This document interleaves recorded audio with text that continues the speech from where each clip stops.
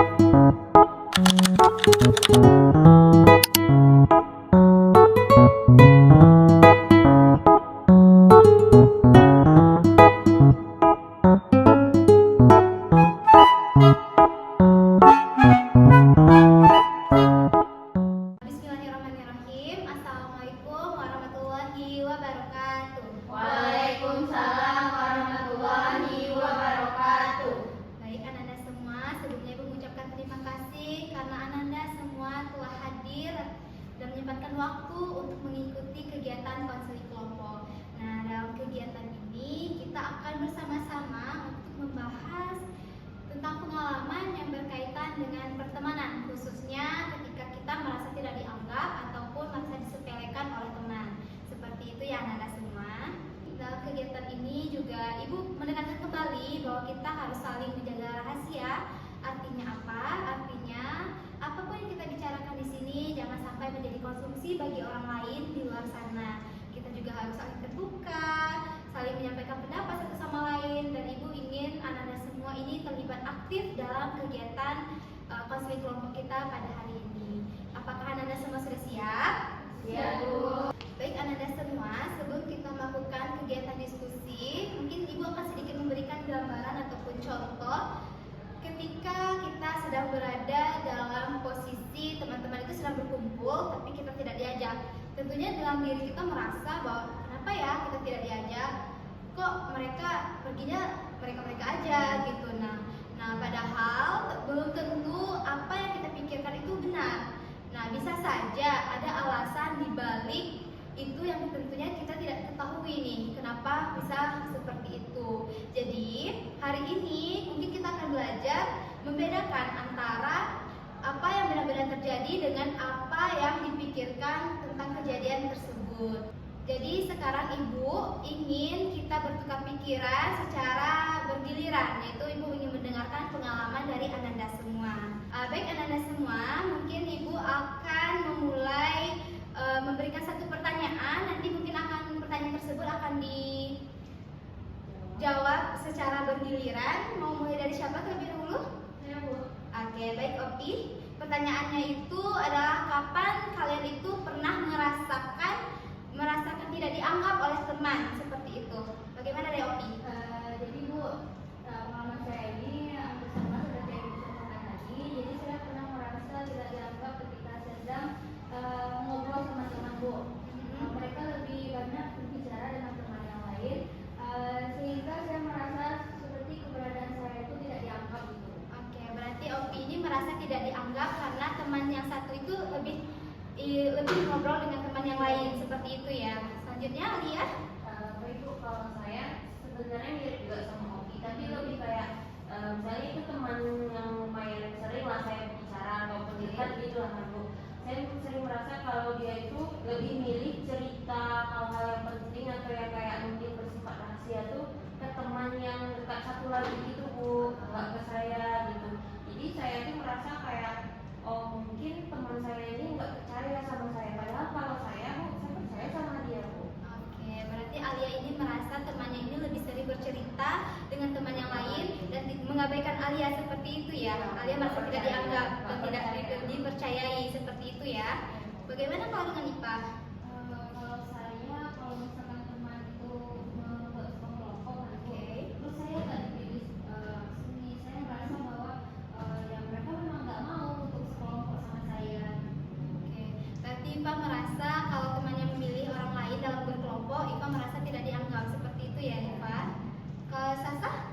Kalau saya, Bu, merasa waktu itu kayak nggak dianggap, padahal itu mereka tuh teman-teman saya gitu. Mereka membuat rencana untuk pergi to hangout gitu lah, Bu. Oke. Nah, mereka nggak ngajak Sasa tuh tahu mereka pergi sama-sama itu dari story.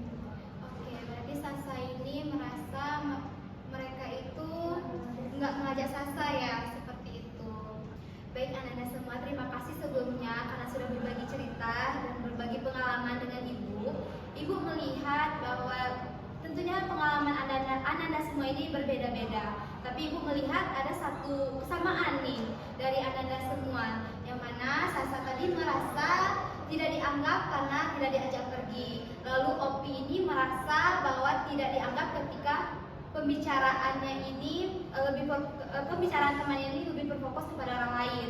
Lalu Iva juga merasa tidak diinginkan ketika tidak langsung dipilih dalam satu kelompok seperti itu ya Iva. Lalu juga Alia tadi merasa tidak dipercayai oleh temannya seperti itu ya. Iya Bu. Nah, menurut Ananda semua, apakah pengalaman tersebut ini memiliki kesamaan? Iya Bu, sama-sama merasa tidak dianggap penting. Kayak ya itulah yang teman-teman cerita tadi, kayak nggak dianggap penting padahal kita tuh berteman. Oke, kalau dari Opi? Iya Bu, saya juga setuju Bu. Saya tuh merasa bahwa sama-sama tidak dianggap dan keberadaan itu tidak dianggap, tidak terlalu diperhatikan gitu. Oke, kalau dari Iva bagaimana?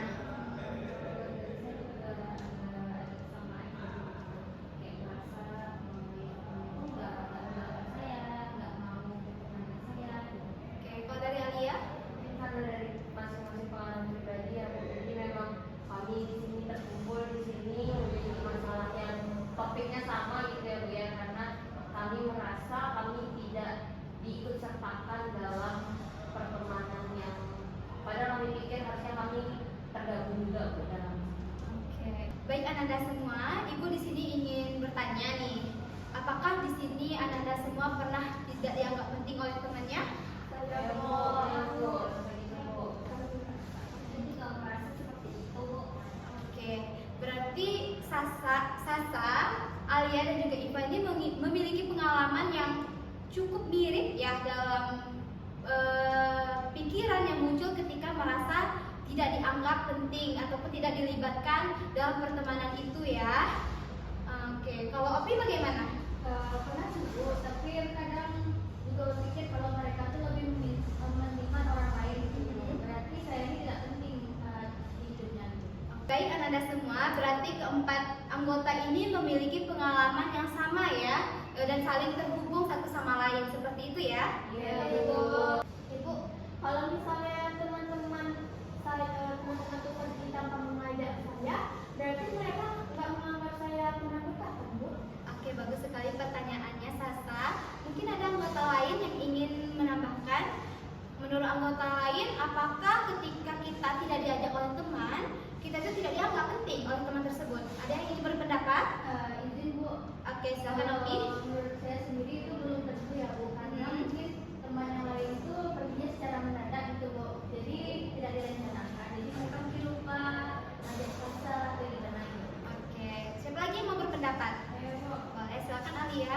Kalau saya juga sebenarnya kalau dipikir-pikir gitu ya Bu, Mhm. mungkin aja ya Bu, mungkin mereka mikir kita tuh punya kesibukan yang lain, jadi kayak nggak usah lah aja Alia, dia kayaknya lagi sibuk ngerjain tugas kelompok gitu, jadi kayak ya udah mereka mikir saya sibuk, jadi mereka pergi tanpa ngajak saya, mungkin kayak gitu. Kalau dari itu bagaimana? Kalau menurut saya Bu, bisa jadi juga teman-teman itu nggak bermaksud apa-apa, belum tentu tujuannya memang untuk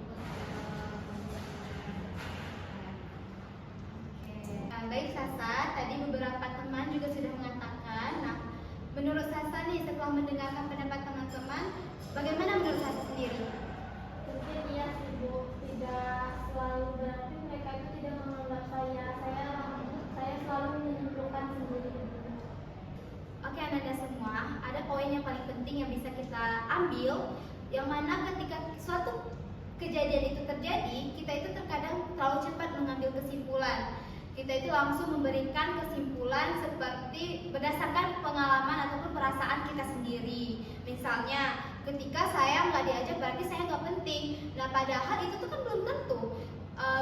Ada bukti yang menunjukkan bahwa Ananda semua itu tidak penting ataupun tidak dianggap oleh teman Ananda seperti itu. Iva, Ibu lihat Iva tadi kurang bersemangat dan kurang memberikan pendapat nih. Nah, dari pembahasan tadi Ibu ingin mendengarkan pendapat dari Iva. Nah, ketika tidak dianggap, apa yang biasanya Iva lakukan? Saya biasanya diam aja sih Bu, saya tidak bertanya kenapa saya tidak diajak. Saya malah memilih untuk lebih menjauh dari masyarakat. Oh, seperti itu. Nah, lalu ketika Iva ingin menjauh, apa yang biasanya Iva pikirkan?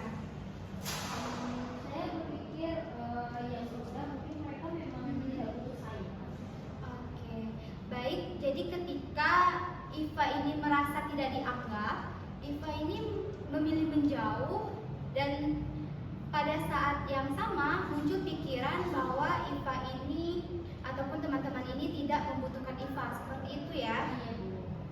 Baik anak-anak semua, kita akan melakukan diskusi secara berpasangan, yaitu tentang ketika kalian merasa tidak dianggap oleh teman, apa yang biasanya kalian lakukan.